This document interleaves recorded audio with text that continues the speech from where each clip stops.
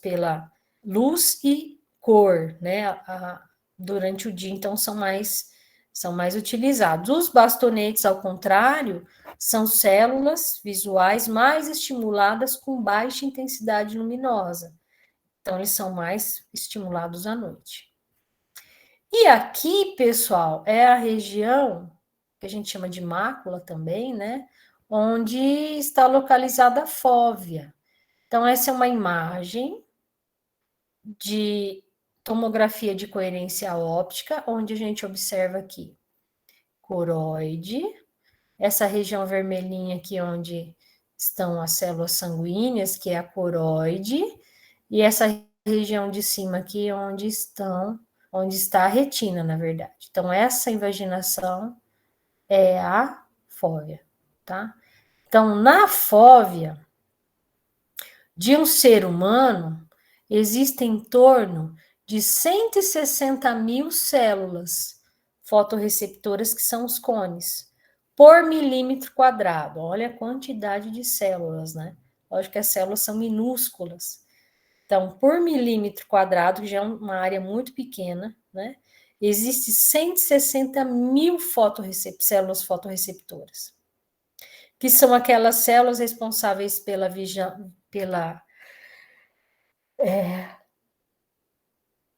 imagem colorida e nítida, né? Bem detalhada. Comparando isso com outro animal, por exemplo, o falcão. O falcão possui nessa mesma área 1 milhão de células fotorreceptoras. Então, imagina, de 660 mil para 1 milhão. Isso daí 5 vezes mais, né, pessoal? Imagine o quanto ele enxerga melhor do que a gente. Faz sentido? Totalmente, né? Então, ao longo da evolução, tudo que funcionou bem, né, se manteve nas espécies, né? Isso por quê? Para que as espécies sobrevivam, né? Então, se há alguma característica que deu a essa espécie uma vantagem e permitiu que ela sobrevivesse, essa característica se mantém até hoje. Por exemplo, a curvatura ou modelo de bicos de alguns pássaros que vivem em regiões diferentes. Se esse pássaro é um pássaro que se alimenta de pequenos insetos, por exemplo, em cascas de árvores, ele vai ter um bico mais alongado e fino para conseguir quebrar a casca da árvore e pegar o alimento. Se é um pássaro que se alimenta de frutas, o bico dele não precisa ser alongado, vai ser um bico mais curto e mais curvo. E assim sucessivamente. Então, os bicos dos pássaros, eles se adaptaram ao longo da evolução de acordo com a forma com que esses animais se alimentam, tá? E para o ser humano, vamos falar agora nos olhos. Os olhos de cada espécie também, né? Espécies mais noturnas são espécies que não precisam de tantos cones, então eles terão uma quantidade menor de cones. Quando a gente pensa no falcão, que é uma ave de rapina, que é uma ave que voa, consegue planar, e lá do céu ele tem que observar a presa para depois fazer um rasante, capturar essa presa e se alimentar, significa que para ele é muito importante uma ótima visão. E isso explica a quantidade de fotorreceptores que ele tem na fóvea, né? Nós, seres humanos, precisamos dessa quantidade de fotorreceptores? Não, né? A forma como o homem caçou e foi se adaptando ao longo desses milhares de anos não fez com que os nossos olhos, né, se desenvolvessem para ter uma quantidade enorme de fotorreceptores. Então, 160 mil são suficientes. E isso deve se manter, né? Porque hoje, para a gente se alimentar, a gente vai ao supermercado, né, que são super iluminados, compra o nosso alimento e vai para casa, tá? Então, isso é uma questão de adaptação, né, ao longo da evolução.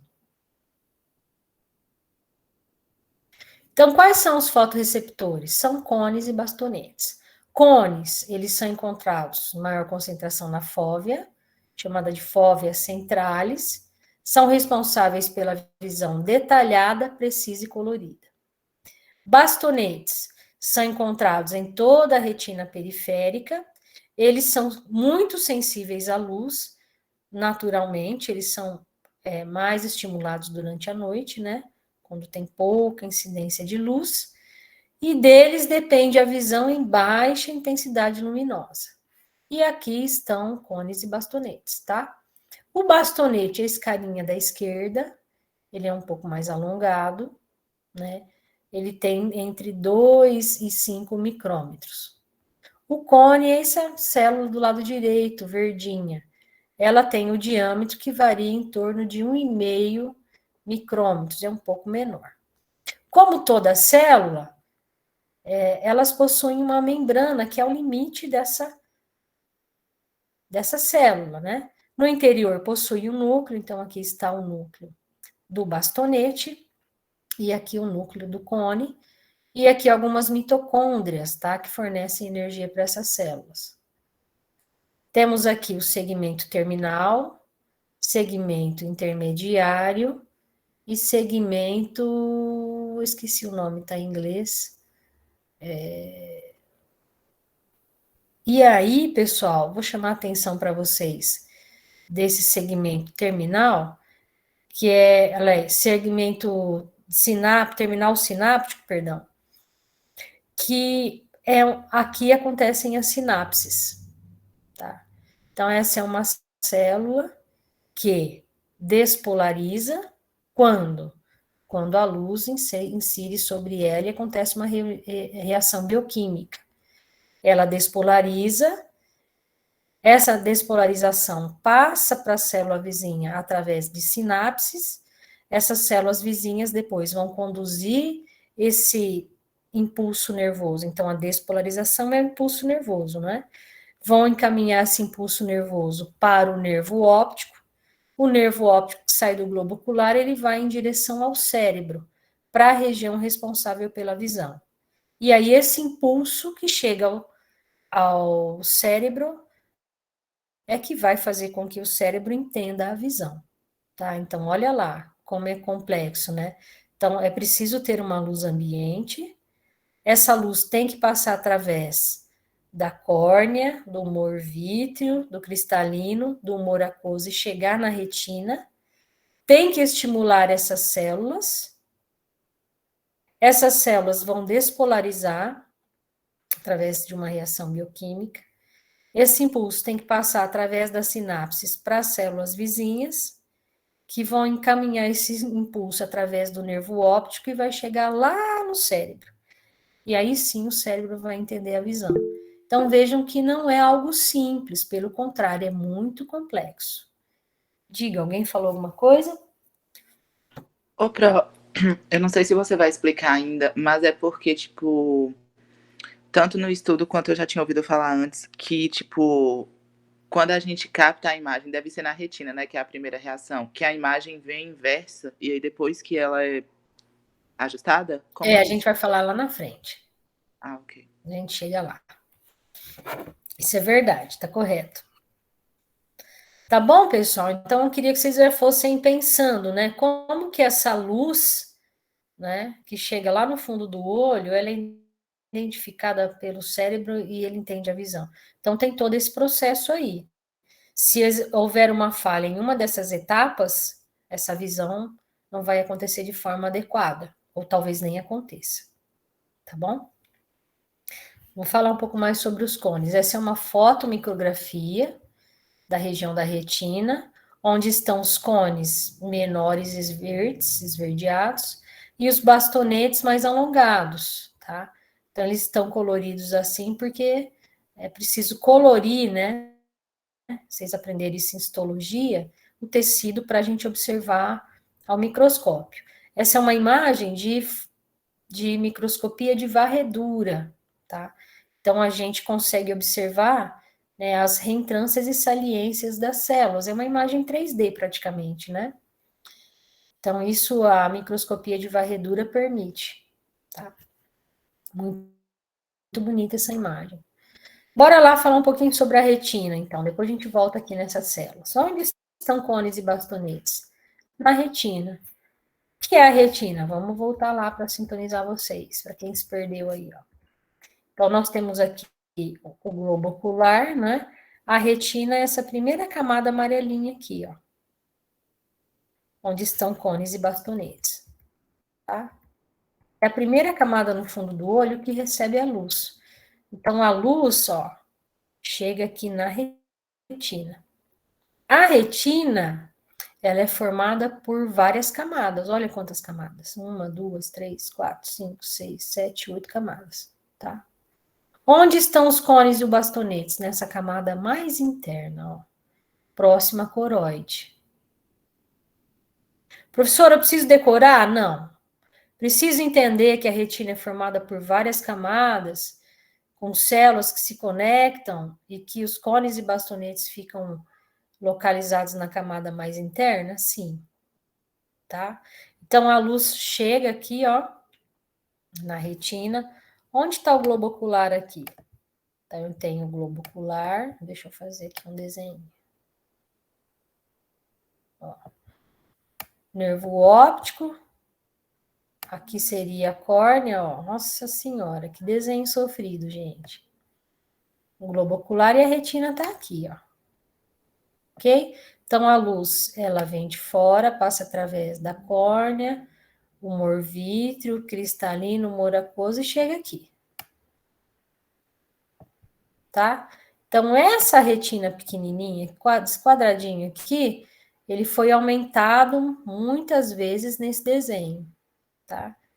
Então, esse desenho mostra pra gente a luz chegando aqui e cones e bastonetes estão nessa região mais interna, tá?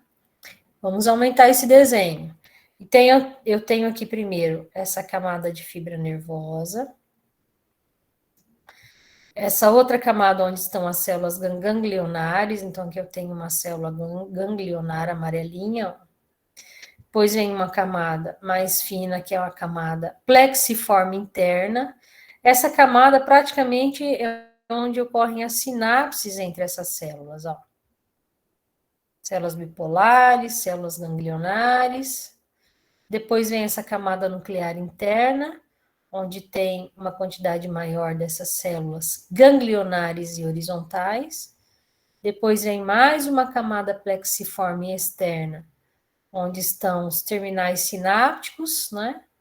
Maior concentração de terminais sinápticos, e onde ocorrem essas sinapses. Depois tem aqui uma camada nuclear externa, onde estão uma maior concentração dos cones e bastonetes, mais especificamente a região dessas células onde estão os núcleos, e aqui o restante da área do cone e bastonetes. E no final, a camada pigmentar, onde está a melanina, né? Então, a melanina impede que a luz bata aqui nesse fundo e seja refletida, como que acontece com alguns animais, né?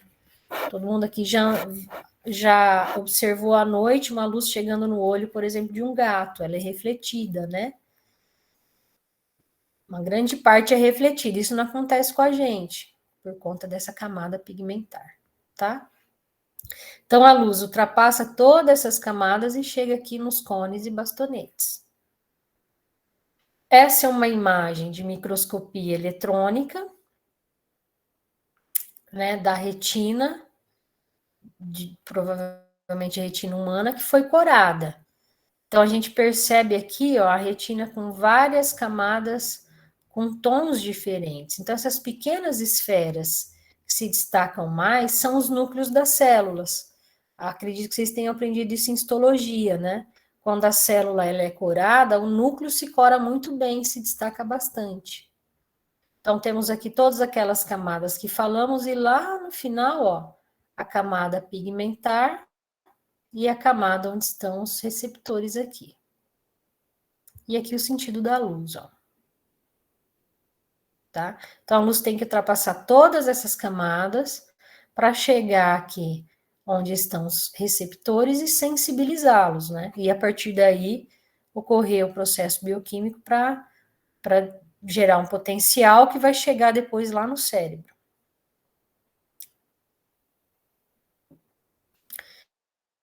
Esse é um outro desenho mais simplificado mostrando aqui esclerótica, coroide, o epitélio pigmentar, e aí todas as camadas celulares. Aqui ela está invertida, a luz chega na retina de cima para baixo, ó. Ok? Tranquilo, pessoal, até aí? Podemos continuar? Vocês querem fazer um intervalo de 5 minutinhos? Nesse último desenho aí, a retina ela é demonstrada por esse fundo amarelo, né? Deixa eu voltar. Exatamente. Ah, Tudo ok. isso aqui é retina, ó. Tudo amarelinho. Até o epitélio pigmentar. Depois vem a coroide, depois vem a esclera. Então, olha aqui. A luz entra pela córnea, chega aqui, retina amarelinha, coroide a vermelhinha e a esclerótica azul, da mesma forma que está aqui. Fazer um intervalinho, pessoal? Pode ser 5 ou 10 minutos. Pode ser. Então tá, eu já volto. 11h11, tá bom? Volta que horas? Vamos 10 minutos? Pode ser, 10h21. Tá. Alane chegou, Charlison? Ela disse que ia entrar aqui, mas não vi ainda. Deixa eu ver. Tá. Então eu vou dar um intervalo na volta.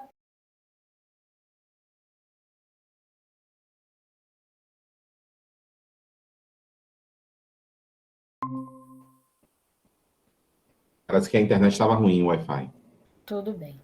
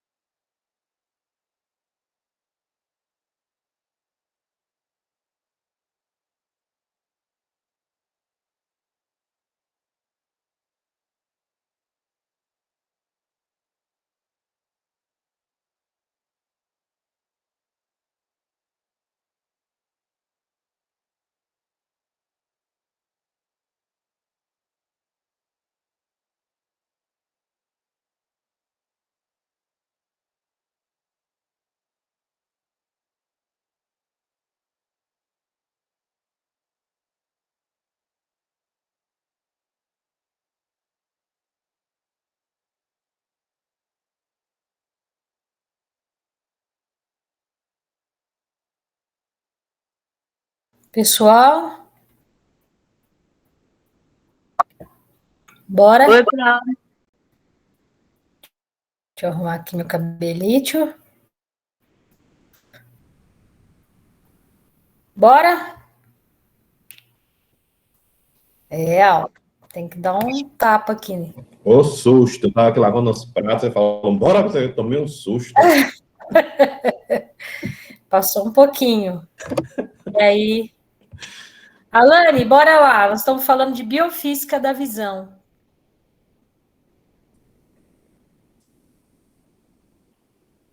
Tá? A aula já está desde a semana passada no Siga. E eu estou seguindo aquela aula, tá bom?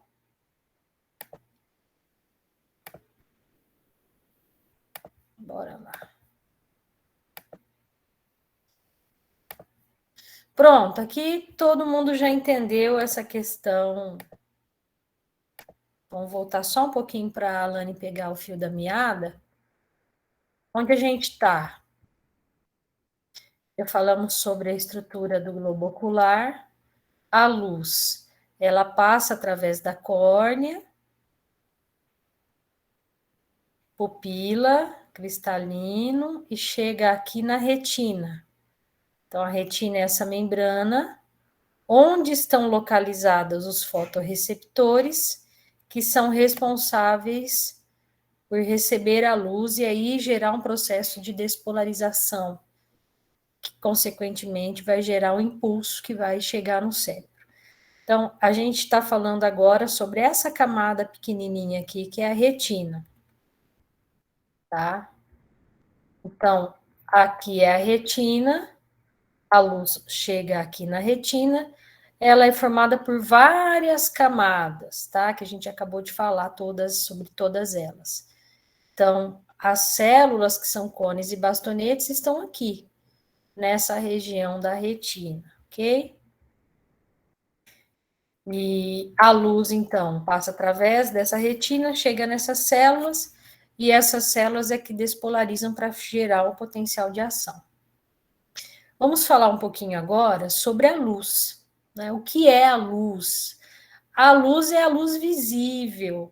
Vocês lembram lá quando a gente falou sobre onda eletromagnética?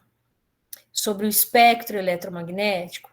Tem lá o raio gama, depois o raio X, depois a região de ultravioleta, depois a região visível, depois infravermelho, micro-ondas, ondas de rádio e TV. Então, a luz, porque é a região visível. Por que região visível? Porque é o comprimento de onda que chega lá nos nossos olhos e consegue excitar os cones e os bastonetes.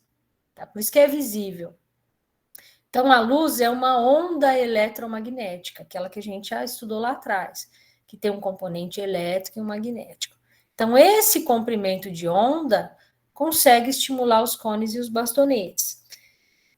Região ultravioleta, um pouquinho abaixo, infravermelho já acima, mesmo que chegue lá nos cones e bastonetes, não consegue estimulá-los, né, a fazer o processo de despolarização. Pelo menos nós, seres humanos. Existem insetos que conseguem, né, enxergar a luz ultravioleta. A gente já não consegue. Sem ajuda de equipamentos, né? Precisamos de equipamentos. Então, a luz é uma onda eletromagnética. Ela é captada pelo homem apenas o comprimento entre 370 e 740 nanômetros, tá? E a luz, pessoal, ela apresenta alguns fenômenos quando ela se propaga no meio, tá? Como velocidade, difração, interferência e refração. Eu vou falar um pouquinho sobre algumas e vou pedir para vocês mais reflexão. Perdão. E refração são as mais importantes para a gente aqui, tá bom?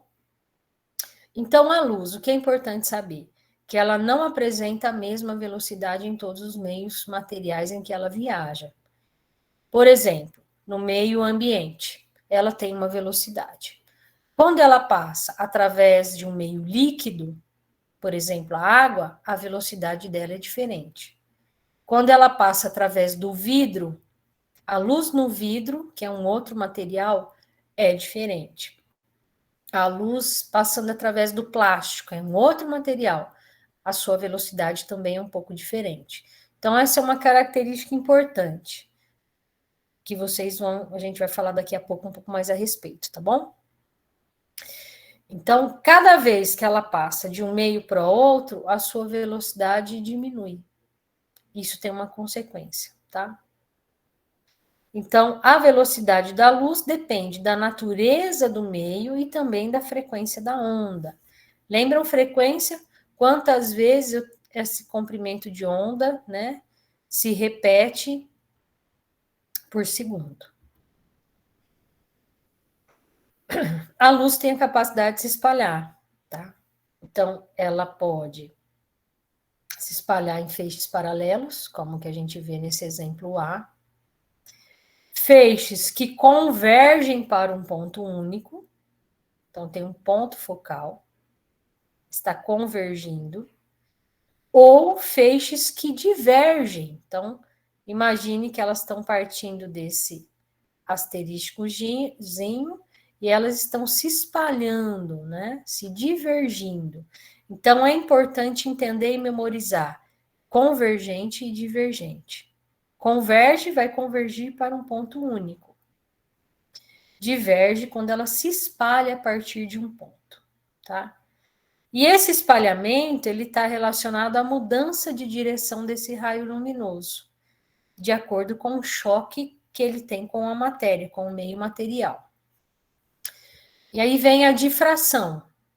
Então, imagine que esse feixe está indo em direção a esse obstáculo. O obstáculo é esse traço azul, esse obstáculo tem uma abertura, ela vai passar através dessa abertura. Mas o choque, né, dessa luz com esse obstáculo faz com que ela mude um pouquinho o seu padrão. Olha lá. Como se fosse uma vibração aqui, né? Então, essa difração, que é o termo correto, consiste de o contorno, não é, dessa luz ao passar através de obstáculos, tá? Interferência, quando tem vários obstáculos, né? Num trajeto aí. Tá? Aí, à medida em que ela passa, vai ocorrendo uma somatória, né? Desses pulsos. Vamos pensar que é um pulso de luz aqui, ó. Então, passou pelo primeiro obstáculo, aconteceu o que aconteceu aqui atrás, difração.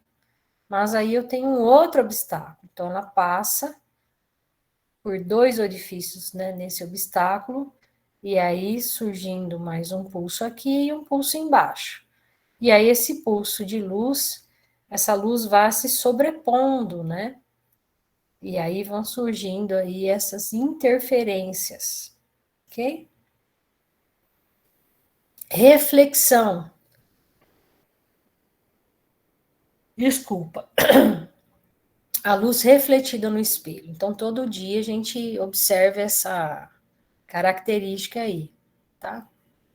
Que é nada mais é do que a mudança de direção da luz quando ela encontra um obstáculo. Então, a luz no espelho, ela entra em contato com o espelho e ela é refletida. Isso pode acontecer de 2 formas. Uma delas é a reflexão especular, que lembra o espelho mesmo, é um exemplo do espelho, quando a luz, né, entra em contato e reflete, né, de forma organizada, com feixes paralelos, né? Então, a superfície refletora, que é esse traço aqui, ela é lisa, né? Tão lisa que os raios que são refletidos, saiam na mesma direção.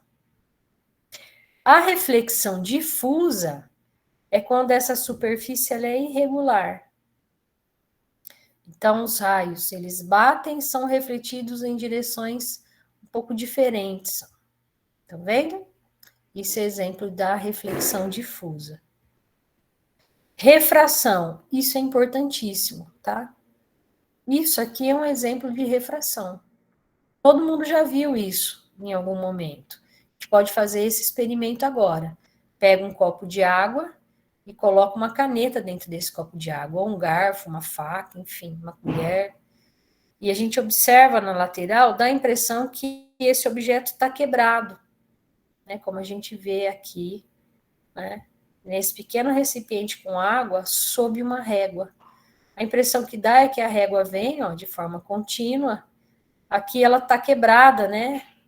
Deslocada um pouco para cima, e aí eu tenho o restante da régua. Mas não, a gente tirar esse recipiente com água de cima dessa régua, a gente vai observar que a régua é algo único, que ela não está quebrada, que ela é linear. Na verdade, isso aqui, pessoal, é uma impressão visual que a gente tem, que é resultado da refração. É muito importante vocês entenderem refração, tá? Então, o que é refração? Refração é o desvio da trajetória de raios luminosos quando a luz passa de um meio para outro, né? Que meio é esse, professor? Olha aqui. A luz está passando através do meio ambiente, do ar, passa através da água, passa através do fundo desse recipiente, que me parece ser um plástico, chega na régua e ela é refletida de volta. Então, cada vez que essa luz passa através de um meio, ar para água para o plástico, e aí volta plástico, água e ar, ela sofre uma alteração na sua velocidade. E aí ela chega nos nossos olhos, não é? E nos dá essa percepção de que esse objeto está quebrado, tá? E isso nada mais é do que refração, tá? Tudo bem? Então, de novo, para memorizar, ó, refração é o desvio da trajetória de raios luminosos quando a luz passa de um meio para outro, tá? Claro que considerando um meio transparente. Pode ser o vidro, plástico, água, óleo, tá? São meios diferentes e transparentes. Então, considerando-se um meio transparente, como o vidro, a luz ao incidir sobre o vidro sofre uma diminuição da sua velocidade de propagação, quando comparada com a velocidade de propagação do feixe no ar. De novo, a gente vê isso nesse desenho aqui embaixo. Então, esse desenho aqui, deixa eu pintar, vai ficar melhor.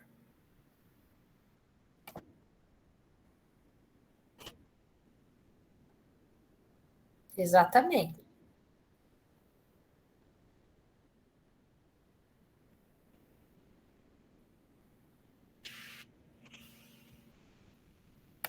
Cada um tem um.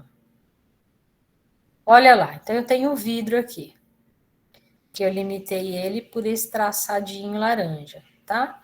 Do lado esquerdo, essas linhas com as setinhas na ponta, elas estão representando os feixes luminosos. E aqui eu tenho o ar, né? O meio ambiente. Então, os feixes luminosos passam através do ar, e aqui eles têm que passar através do vidro. Nesse momento, eles sofrem um desvio de trajetória, que é a refração. Por quê? O ar é um meio, o vidro é um meio material diferente. Então, a velocidade da luz sofre uma diminuição nesse momento. E isso faz com que haja um desvio por isso, ó. Eles desviaram. Então, o que é refração? É o desvio da trajetória dos raios luminosos quando ele passa de um meio para outro. É o que a gente está vendo aqui nesse desenho, tá? E aí, esse índice de refração é importante. Por quê? Porque quando a gente pensa no globo ocular, a luz, ela chega aos nossos olhos partindo no meio ambiente, que é o ar, passa através da córnea, sofre a refração, passa através de um humor vítreo, que sofre outra refração, passa através do cristalino, que é um outro meio, sofre a refração de novo, passa através de um humor aquoso, sofre outra refração até chegar lá nos cones e bastonetes que estão na retina. Então, olha lá. Como é importante o índice de refração. Quando a gente pensa em uma lente corretora como o óculos, que é formado de vidro, que tem uma curvatura, ele também tem um índice de refração. E isso é importante, porque é isso que ajuda a fazer uma pessoa enxergar melhor também. Tá? Então, pessoal, esse índice de refração, ele separa dois meios, tá? E ele recebe o nome de superfície dióptrica. Então, o que é dioptria? É a unidade de medida que se refere ao poder de refração das lentes de um sistema óptico, ou seja, ele é o famoso grau dos óculos, né? Então, assim temos que grau 1 é igual a uma dioptria.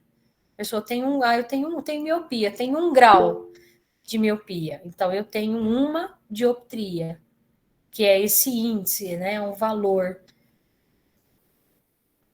E aí eu trago de novo esses exemplos aqui. Dúvidas até aqui, pessoal? Os exames para poder medir o grau de miopia. Peraí, fala de novo.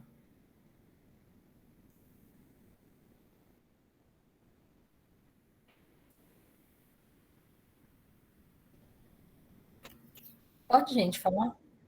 Vai.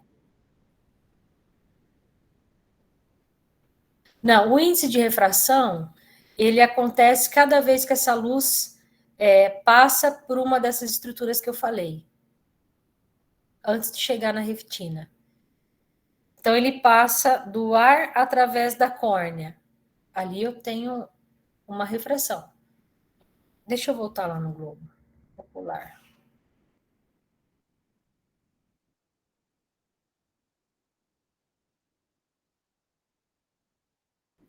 Tá. É o seguinte, ó. A refração é uma característica da luz, tá? Então, a luz é uma onda eletromagnética. Quando ela passa através de meios materiais diferentes, ou água, ou líquido, ou vidro, ou plástico, ela sofre a refração. É uma característica da luz. O que é essa refração? É o desvio dessa trajetória. Por quê? Porque a velocidade da luz diminui quando ela passa de um meio para o outro. Então, pensa aqui, ó, eu tenho a luz, deixa eu pegar minha canetinha aqui. Vem aqui do meio ambiente, ela está passando aqui através da córnea. Então, a córnea é um meio material diferente do ar. Então, aqui ela sofre uma refração. Passa através do humor aquoso, que está aqui, ela vai sofrer outra refração. Passa através do cristalino, ela sofre mais uma refração. Passa através de humor vítreo, que é um líquido, sofre outra refração até chegar aqui na retina, onde estão os cones e bastonetes. Entendeu?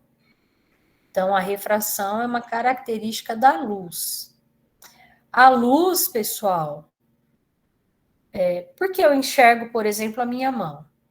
Porque a luz entra em contato com ela, a luz é refletida e chega no meu olho. Então, o que eu enxergo é a luz que foi refletida a partir da minha mão. Tudo bem? Essa luz é que chega lá na minha retina.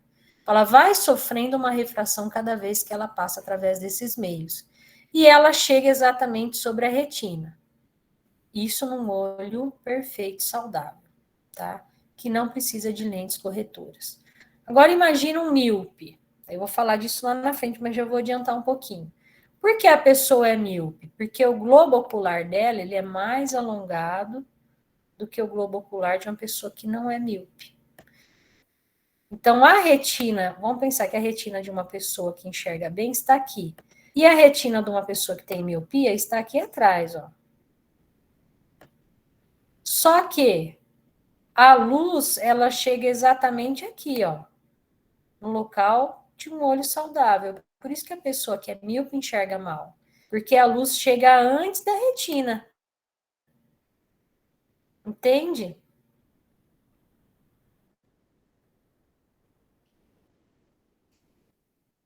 Pode. À medida em que a pessoa cresce, e tem um fator genético, é lógico, né? Herda isso. Mas à medida em que a pessoa cresce, o globo ocular cresce também. Então, ele pode ir ficando alongado ao longo da vida da pessoa, não quando ela pode nascer com olho normal, ou pode já nascer já com uma pequena alteração, né? Mas ao longo do seu crescimento, ele vai surgindo a miopia. Hoje eu tenho miopia, eu nasci com miopia, aliás, nasci com esses genes, porque minha mãe tem, minha irmã tem. Eu comecei a usar óculos no ensino fundamental.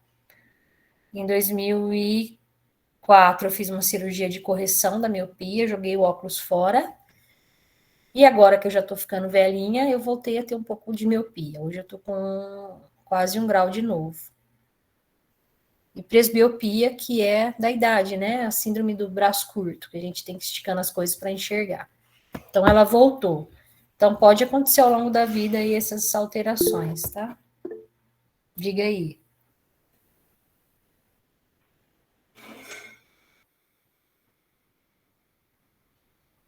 Ô, Pro, então, no caso, os graus de miopia é de acordo com o tamanho do alongamento do globo ocular, no caso?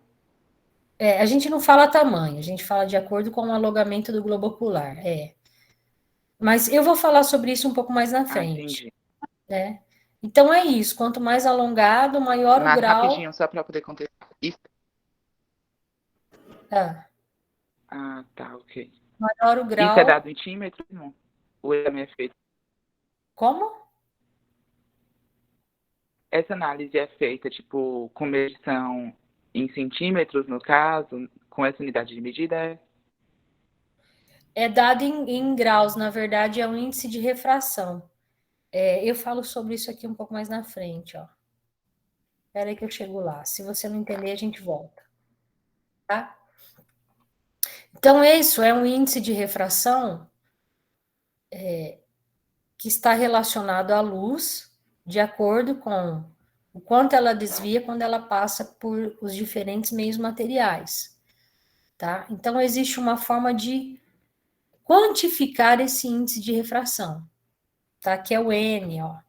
Esse N representa o índice de refração, que ele é dado pela velocidade da luz no ar, velocidade de propagação da luz, e a velocidade de propagação da luz, no caso, no vidro. Se fosse na água, aqui estaria a velocidade de propagação na água, e assim vai. Né? Então, já se tem o valor do índice de refração, no caso do olho, na córnea, no humor vítreo, isso já é conhecido. Tá? Então, bora lá. Uma forma de quantificar a refração de um meio material é por meio do índice de refração. Quanto maior a velocidade de propagação da luz ao entrar no vidro, maior será o seu índice de refração. Então, quanto maior a redução da velocidade, quanto mais ela reduz a velocidade, maior o índice de refração, tá?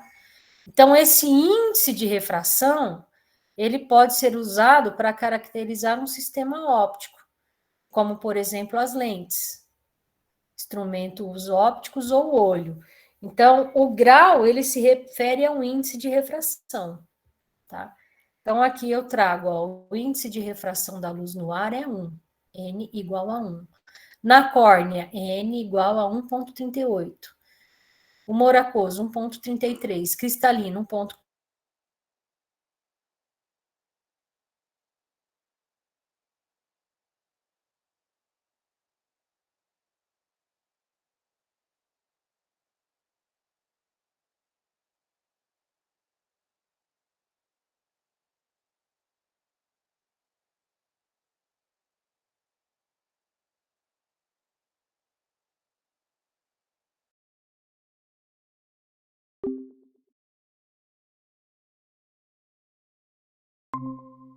Tá? Então, se o olho com curvatura normal, ela deveria chegar nesse ponto, que é a fóvea, porque esse índice de refração do humor vítreo não muda, é esse. Porque é um meio material, a característica da luz através desse meio é essa, né? Esse índice de refração. A mesma coisa no cristalino. O que muda quando a gente fala de a miopia ou a hipermetropia, por exemplo, é em relação ao comprimento desse globo ocular. ele é mais comprido ou ele é mais curto. E aí, essa luz, teoricamente, o ponto focal dela é o mesmo, não vai mudar. Mas se o globo ocular é mais curto, significa que esse ponto da fóvea ou da retina, ele estará um pouco mais à frente, não nessa posição. Então, ponto focal nunca vai ser o exato. Deu para entender? Sim, Pode pronto. falar. Tá. Oi.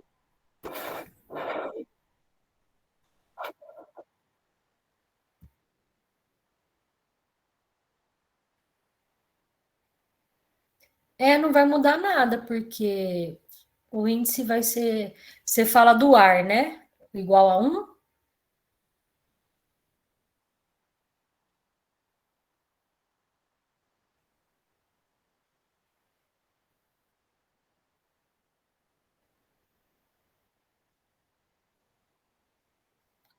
Não corrige.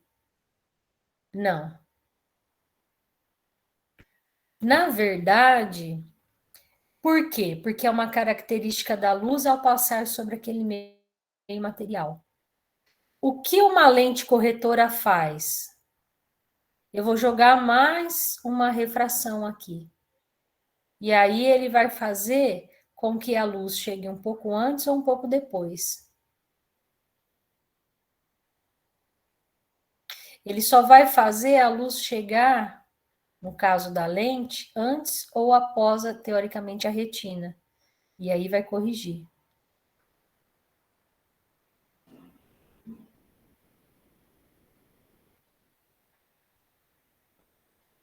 Deu para entender? Tá. Então vamos lá. Aí, pessoal, essa característica não vai mudar de acordo com os meios, tá? Quando eu jogo uma lente aqui, a curvatura dessa lente vai fazer o ponto focal. O que é o ponto focal da luz? Vamos voltar lá atrás, ó. Isso aqui. Ô, Pro, rapidinho, deixa eu te fazer uma pergunta. Pode. É porque eu me perdi. No caso, de acordo com a mudança do tamanho do globo ocular, o ponto focal ele vai se diferenciar também, no caso, né? Sim, Ah, massa. Era só isso. é isso. Tá. O que é ponto focal? Olha lá. Os raios em paralelos, eles vão embora, ó, de eterno, sempre em linha reta em paralelo. Nesse caso, eu tenho feixes de ondas luminosas que chegam no ponto focal. Isso é um ponto focal. São direcionadas para um ponto único, com raios convergentes, estão convergindo para um ponto. Divergente é quando sai de um ponto e se espalha. Então, aqui eles vão chegar muito mais longe, concordam comigo? Aqui não. Estão convergindo e são direcionadas para um ponto focal mais próximos. Esse comportamento está relacionado, na verdade, às lentes corretoras. Então, eu posso utilizar uma lente convergente ou uma lente divergente, tá? Convergente vai fazer com que o ponto focal, fique mais curto, mais próximo.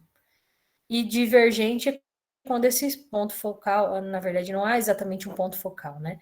Mas quando os raios, eles são lançados mais longe, mais distantes, né? Eles divergem. Aí a gente vem aqui para as lentes corretoras, tá?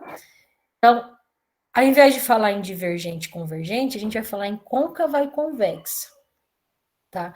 A convexa é uma lente convergente, olha o ponto focal aqui, que a gente acabou de ver lá atrás, tá?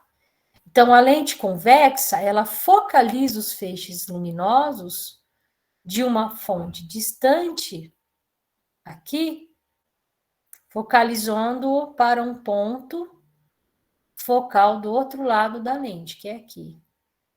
Esse ponto é chamado de foco. Tá? Lembra, a gente ajusta o foco para enxergar melhor? Na verdade, a gente está fazendo com que esse ponto focal fique um pouco mais longe, um pouco mais próximo. Tá? Quando a gente pensa em globo ocular, ajustando ele para ficar exatamente em cima da retina. Tá? A lente convexa tem esse formato. Então, tem os feixes luminosos que chegam e passam aqui de forma paralela, passam através dessa lente convexa e chegam nesse ponto focal. A côncava é a divergente que a gente viu lá atrás, ó. Lente côncava divergente. Isso aqui vocês precisam memorizar, viu, pessoal? Onde os feixes luminosos de uma fonte distante vão pensar que essa fonte, por exemplo, está aqui atrás, ó. Os feixes luminosos vêm aqui em forma paralela. Quando passa através da lente, essa é a lente, ó, côncava. O que vai acontecer com eles? Sofre alteração na velocidade e eles divergem, ó. Então, sofre alteração na hora que passa através e na hora que sai, ó. Ok? Tudo bem? Tudo pronto. Ó, faltam uns 5 minutos no meu. Vocês querem mais um pouquinho ou para aqui? Aí eu vou falar sobre isso agora, ó. Vai continuar de tarde, Pro? A gente vai ter que continuar, porque não deu tempo de acabar, não. Deixa eu ver quantos slides faltam. Aí a gente acaba a aula à tarde. Ih, tô na metade. Até aqui, tudo bem? Tudo sim, Pro. Pode seguir, Pro. Tudo. Tudo? Vai seguir 5 minutos? Não, Ó, acho que a Carla falou não pra mim. A bipolaridade da gata. tá. Vamos parar. Alane, tire 15 minutos agora, para quem que você atrasou. Leia a aula, os primeiros slides, até o slide que você conseguiu pegar na aula de agora. Vê se você consegue fazer isso. À tarde, às 16, a gente dá continuidade a essa aula. Aí, se você tiver alguma dúvida, a gente já tira a dúvida.